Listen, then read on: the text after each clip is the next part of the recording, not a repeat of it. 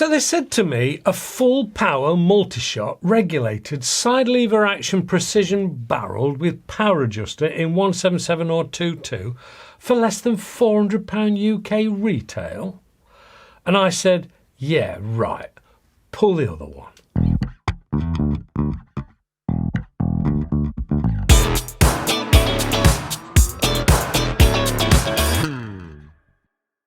Hello and welcome to AAR on Air. Now there are budget PCPs and there are budget PCPs, but a regulated one with all that spec for less than £400, someone was pulling my leg.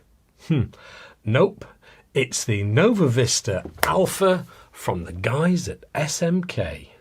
This one is going to be interesting, and surely I'm going to find something wrong with this one at this price, with all that lot going on. Let's start with the spec and walk round as usual. Well, there are two versions of this, the Alpha Wood and the Alpha Syn. That's SYN, which stands for synthetic. I was firstly attracted to the natural wood version, which is in .22 calibre in this one I have here. The synthetic one is in 177, but you can have either in either, so to speak. The wood is beech and there's nothing wrong with that. Walnut would put the price up considerably.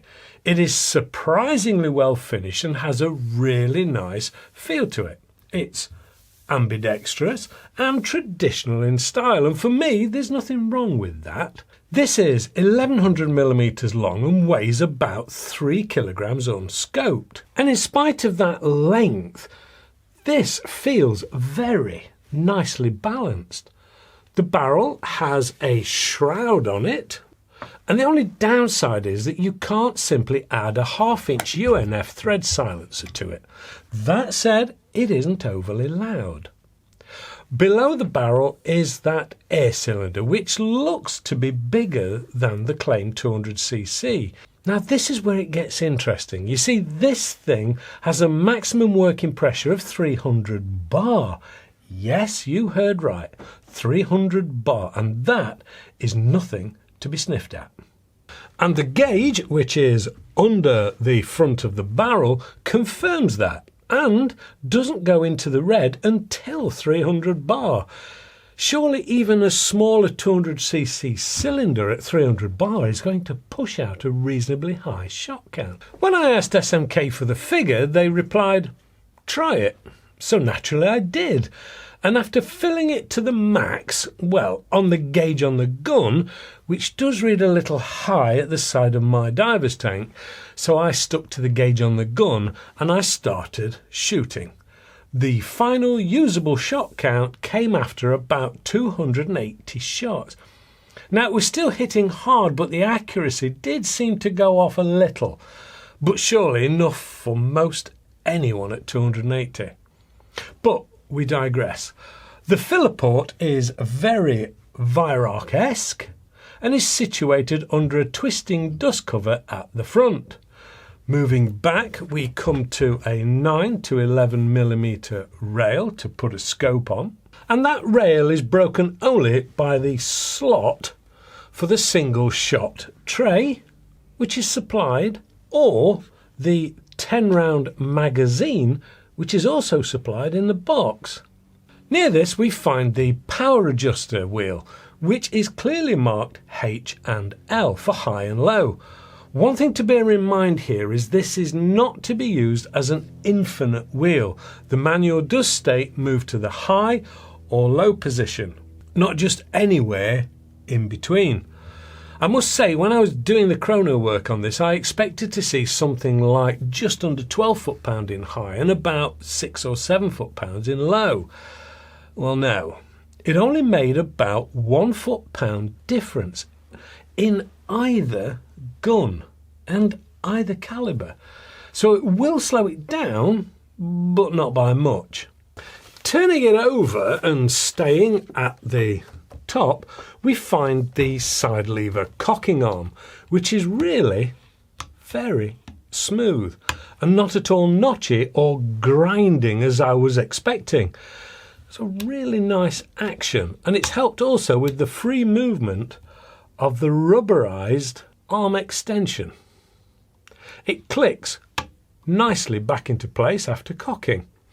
Below this is a really nice touch, the smooth, sure-footed safety, which has a pellet shape on the end of the arm. It's a really nice touch. I've never seen that one before. Are they sure that this is a sub £400 gun? Because below this is a 2-stage adjustable trigger. And whilst it's a little loose on the first stage, it's really quite nice once you start shooting, and it suited me straight out of the box. But this is fully adjustable, so you can make it suit your individual needs. Back to that magazine. It is a 10-shot item in either 177 or 22 calibers, and is a twist round item like a lot of them today. But thankfully it's not a drop-in skirt first loading system. Let me show you. Twist round in the direction of the arrow all the way, drop in your first pellet, but make sure your thumb is on or finger is on the back to stop it going all the way through. Then simply rotate, drop, rotate, drop, until all 10 are filled.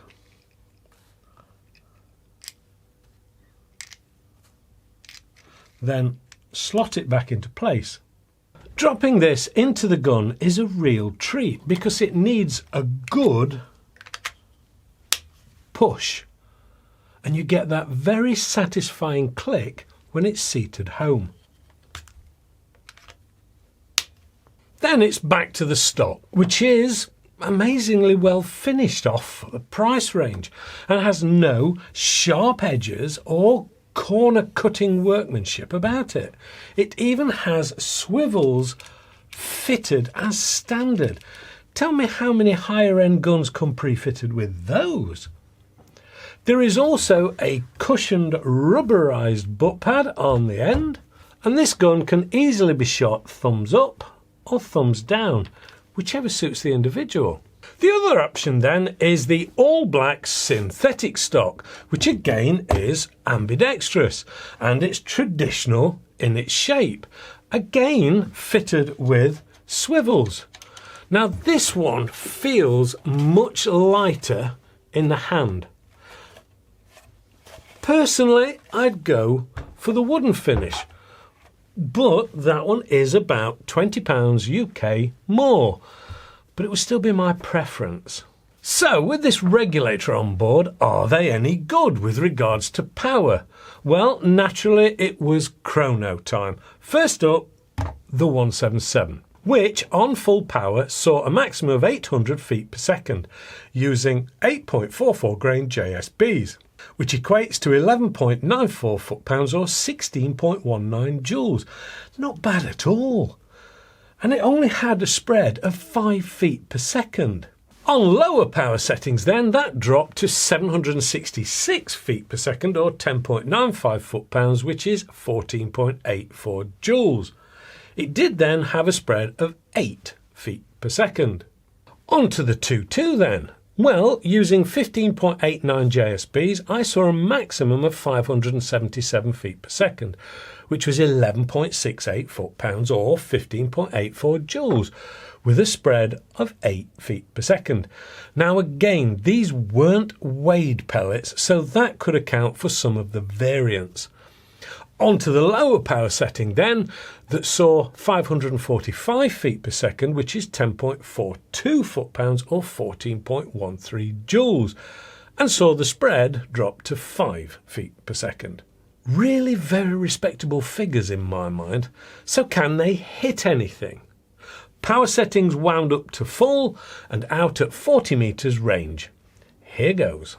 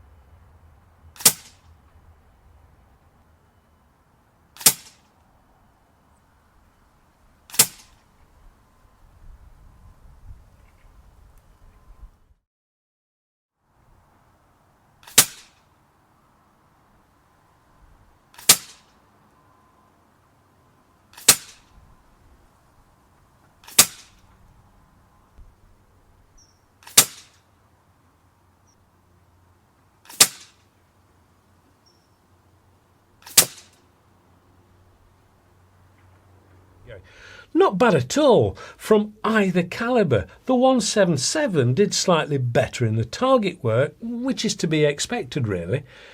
It did well in spite of me trying desperately to hinder it somewhat by fitting a really low-cost eBay special scope in an attempt to find out just how low cost you can get a decent PCP for. But even with this scope fitted, it held its own very well. The 2.2, the wood, was fitted with a much better quality scope, but I again only fitted a 9x maximum magnification scope to push it. After all, a lot of hunters who would be using a 2.2 prefer lower magnification scopes. It did comfortably manage the beer bottle top challenge as well.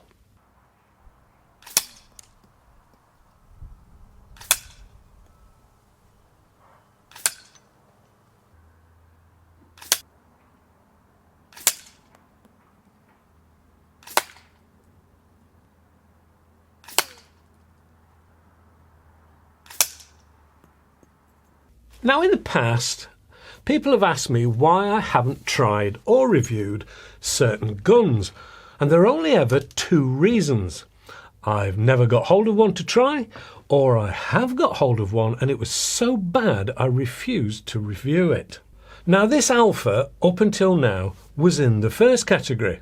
I'd never tried it, but after trying it, it will definitely not fall into the second category. This thing is unbelievable for the price, the spec, the quality, power and ability are not at all what you'd expect for this money.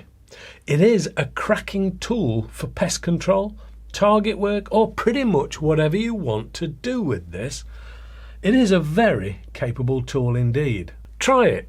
I think you'll be very surprised. Thanks for watching.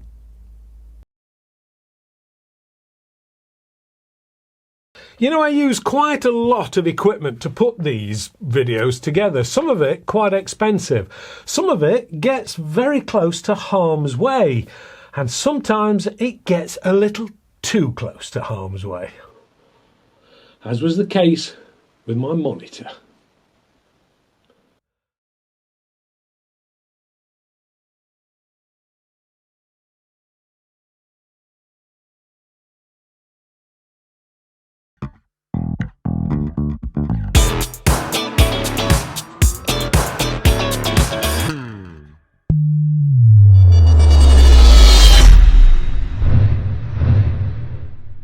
The program does not contain firearms, hunting, violence or cruelty to animals. All guns shown are compressed air in springs, CO2 or pre-charged forms and are not gunpowder based.